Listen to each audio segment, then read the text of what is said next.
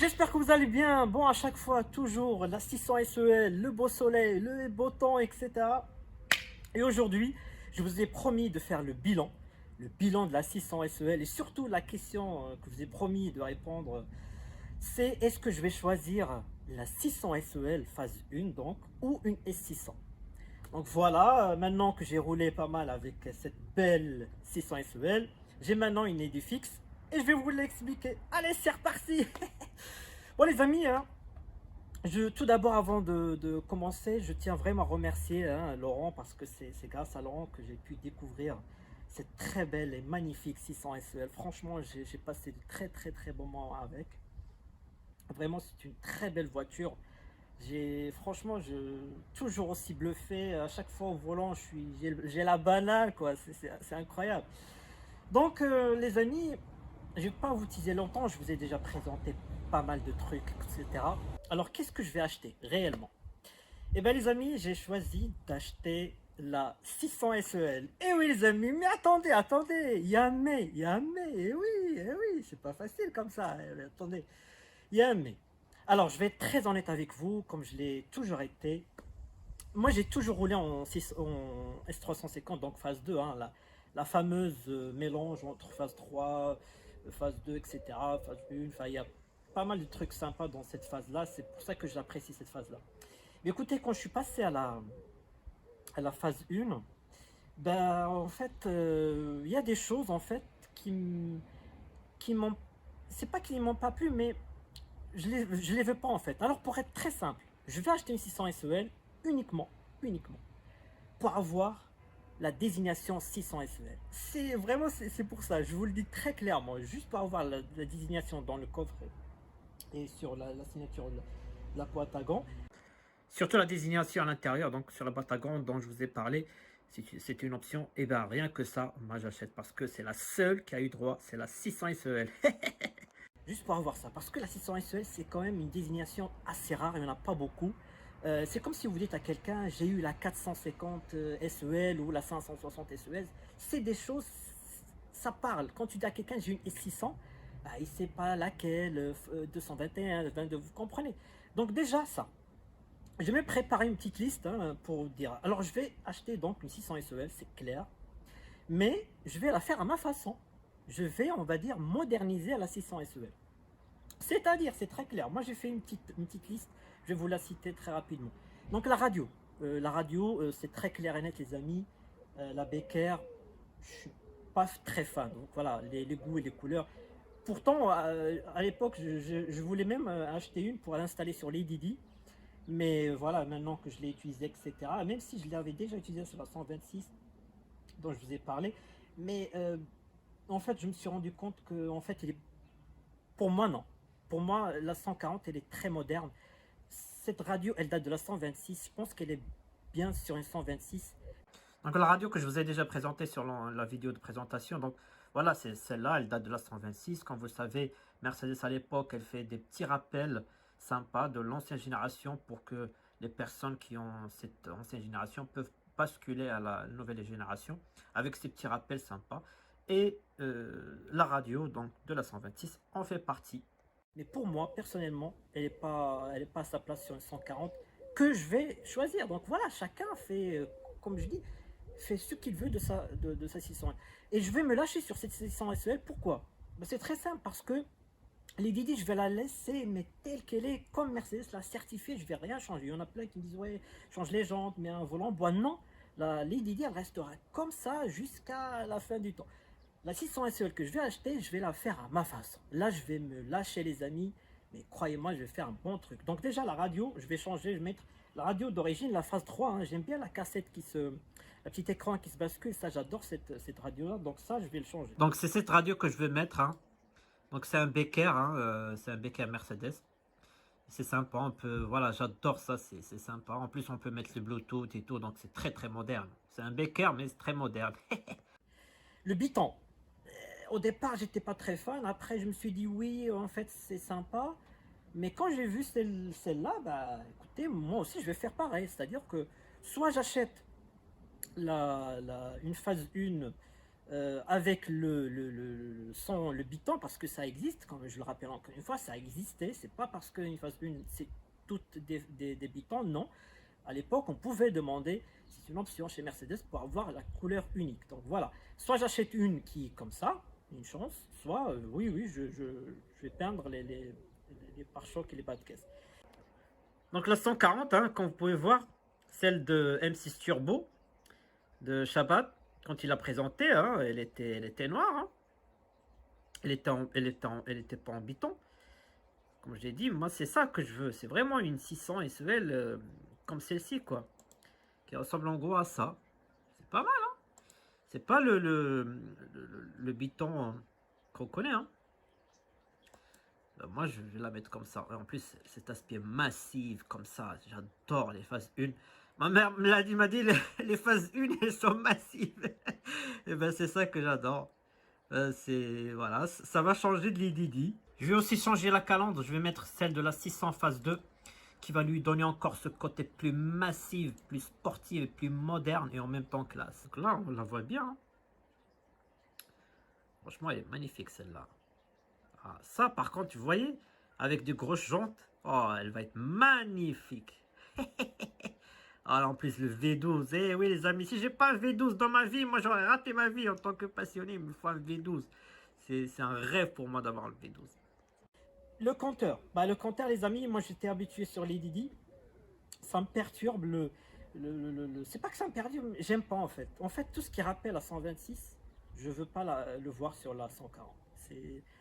En fait, pour faire très simple, je vais être très clair. Ceux qui sont très nostalgiques à la 126, vraiment, ils vont se sentir très à l'aise sur la 140. Si vous avez une 126, vous hésitez encore à acheter une 140, prenez 600 SL, vous allez vous sentir, mais chez vous, mais croyez-moi, je vous le dis, hein, vraiment, il y a beaucoup de choses qui rappellent la 126, et moi, ces choses-là, je ne les veux pas. Donc voilà, j'ai déjà... parce qu'en fait, ça fait 10 ans que je roule en les Didi, je me suis habitué à des petits trucs comme ça, je ne les veux pas. Donc le compteur, voilà, je l'ai marqué. Donc le biton, le compteur, je vais le changer. Alors pour faire simple, hein, pour le compteur, il y a deux petits trucs. Moi j'étais habitué au digital avec l'IDD. Donc voilà, là c'est mécanique. Bon, et surtout le démarrage de la consommation instantanée qui démarre au max. L'IDD, j'étais toujours habitué à 0. Moi c'est des petits trucs, voilà, c'est rien. Mais voilà, moi je vais aller plus loin parce que moi j'adore en fait le compteur des toutes dernières SL qui ont des voyants comme ça. Voilà, c'est un petit truc de modernité que je trouve sympa. Et je vais mettre un compteur comme ça. Je trouve vraiment super bien celui-là. Voilà. Je vais même aller plus loin parce que j'enlèverai la consommation instantanée. Parce que franchement, surtout pour moi qui s'en fout un peu de la conso, je vais mettre la température huile moteur. Ça me paraît plus pertinent d'avoir cette info que la conso qui franchement pour un V12 on s'en fout un petit peu et comme ça j'ai la pression, j'ai la température et moi j'adore faire ces petits trucs comme ça. Donc vous voyez, ça va être vraiment un projet sympa et surtout moi j'adore faire des petits trucs comme ça. Pour ceux qui suivent ma chaîne, j'en ai même fait une vidéo, j'avais installé des manuels etc. Moi j'adore faire ces trucs comme ça, donc ça va être vraiment un projet sympa. Le petit bouton là qui rappelle la 126, ça me dérange pas par contre. Sinon sur le compteur, il y a un truc qui va me manquer. Bon bah c'est le petit voyant là. Bah le reste, ça me dérange pas. Hein. Les petites vitres poches spécifiques là sont à la phase 1. Ça me dérange pas. Et puis autre chose les amis, c'est la couleur. La couleur les amis, honnêtement, j'hésite encore. Mais je crois que je vais partir sur du noir. Je vais partir sur du noir parce que j'adore le noir. Le noir c'est une couleur très classe. Donc comme les Didi, j'adore les Didi. La couleur des Didi elle est magnifique. Donc je pense que je vais partir sur le noir. Sinon pour l'intérieur, bah écoutez, je me suis habitué honnêtement au noir. Donc je vais garder peut-être le noir. Si je peux trouver du beige à l'intérieur, ça serait sympa. Mais bon, Là aussi, c'est un truc dont j'ai changé d'avis. Noir ou beige, peu importe. Voilà, noir, ça me dérange pas, j'aime bien. En fait, les Didi, je me suis tellement habitué avec que je l'apprécie comme ça. Et oui, pourquoi pas, je partir sur du noir, pareil, ça me dérange pas. N'hésitez pas à mettre en commentaire, vous, qu'est-ce que vous en pensez? Qu'est-ce que, qu'est-ce que vous préférez? Est-ce que phase 1, phase 2, phase 3, quelle couleur? Voilà, racontez-moi en commentaire. Qu'est-ce que vous en pensez? La clé, les amis, je veux pas une clé. Voilà, c'est aussi, ça rappelle la 126. Je veux la clé comme les Didi avec le bip. Je veux pas le Becker, le Serpistar, j'en veux pas. Voilà, en fait, c'est des petits trucs qui font que, voilà, je vais mettre à mon goût. Donc la clé, la ligne. SEL est extrêmement silencieuse. C'est une chose qui m'a frappé, mais incroyable. Elle est très silencieuse. Donc, ligne à clapper. Ça, c'est pour moi, ça y est, je me suis décidé, ligne à clapper. C'est-à-dire, lorsque j'ai envie de silence, je ferme tout. Lorsque j'ai envie d'écouter le moteur de la Pagani Zonda quand même, eh ben j'ouvre, parce que franchement, lorsque vous conduisez 600 SEL, vous n'allez pas vous sentir d'avoir un V12. C'est l'impression que j'ai eue. Hein. Franchement, si on ferme les yeux, on vous met, je sais pas, un V8, même puissance, c'est pareil, quoi. Donc la ligne à clapper, ça, c'est dans les projets.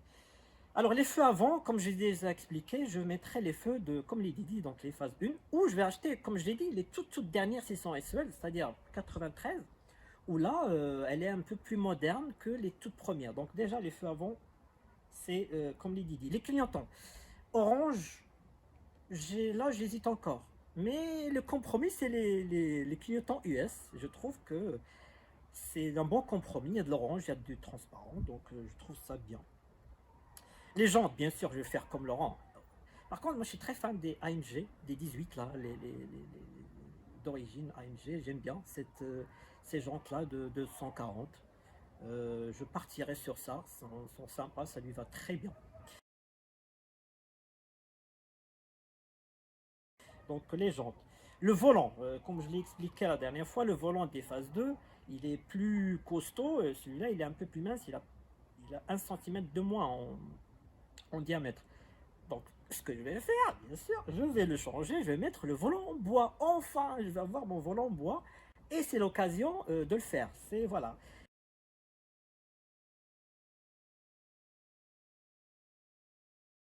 Donc, comme je l'ai dit, je vais acheter la 600 SEL, mais je vais la mettre à ma sauce. Ça, voilà, enfin, je vais me lâcher sur un truc. Le volant en bois, qu'est-ce que j'ai marqué? Les essuie-phares, ça, c'est l'option indispensable.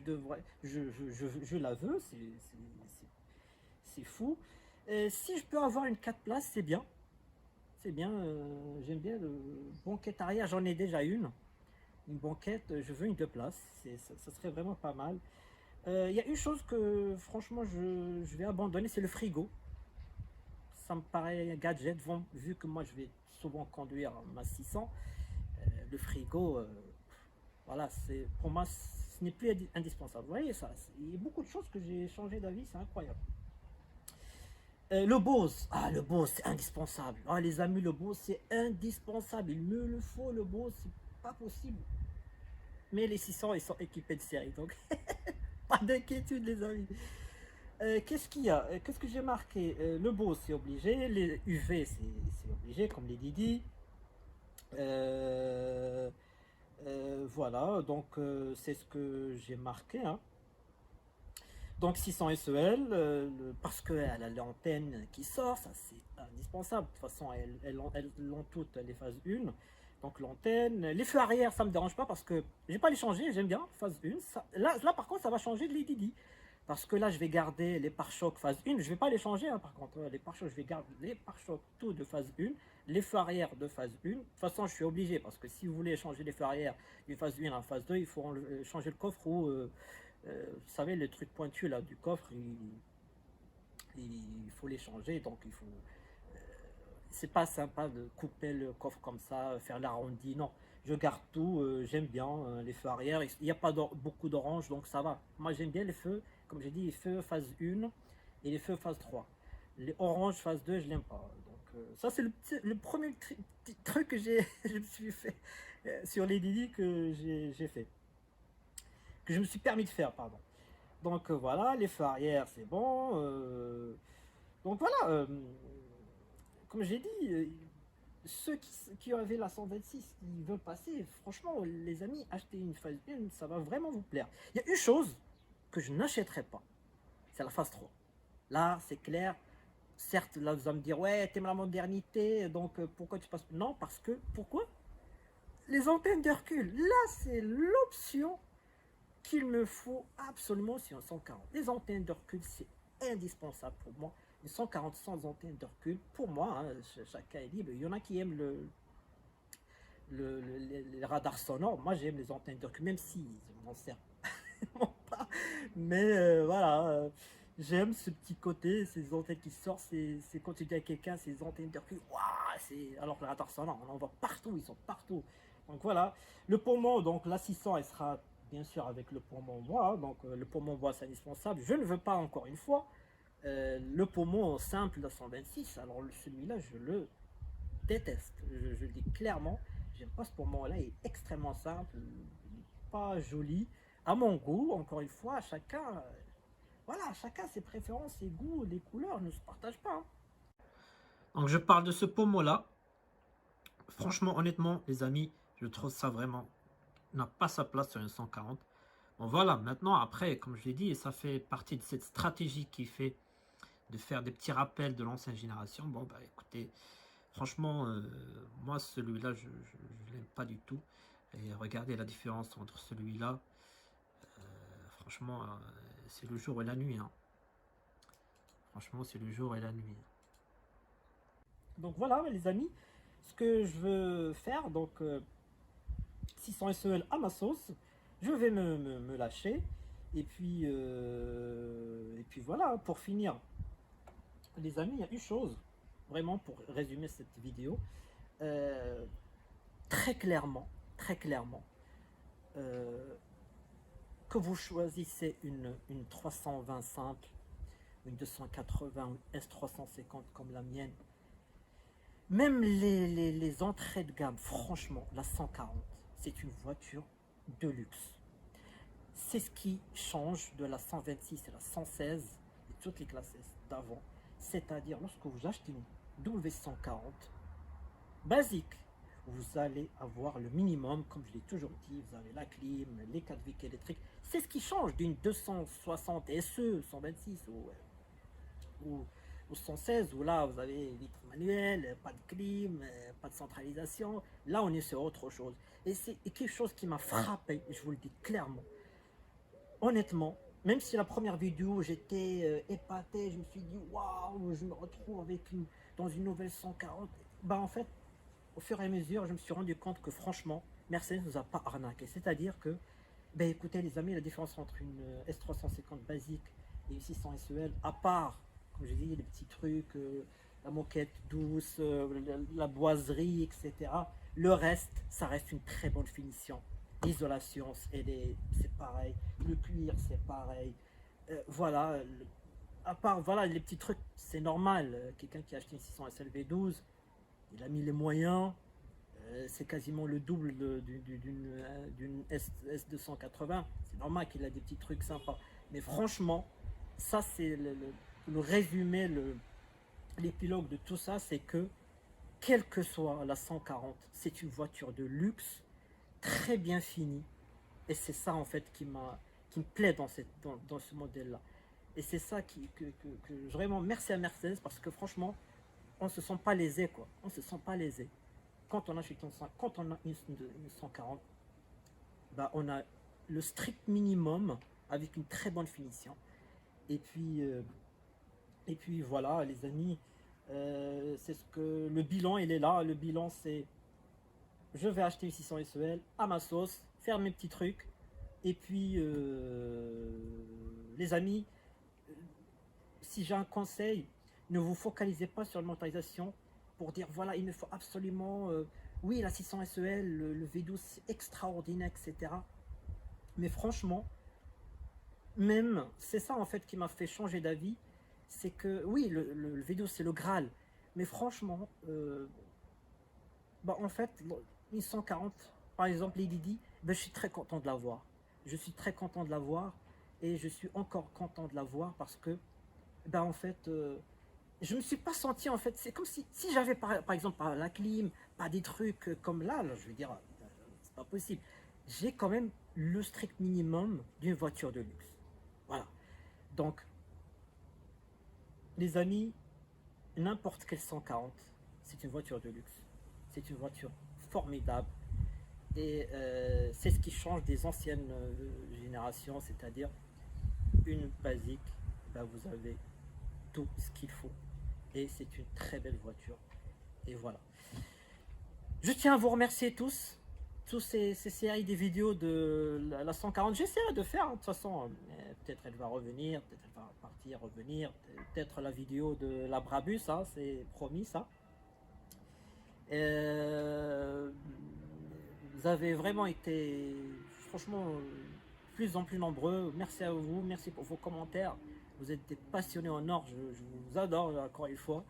Et puis voilà les amis, hein, la suite continue et je vous dis à très bientôt pour des nouvelles vidéos de Vol les Aventures. Allez, salut!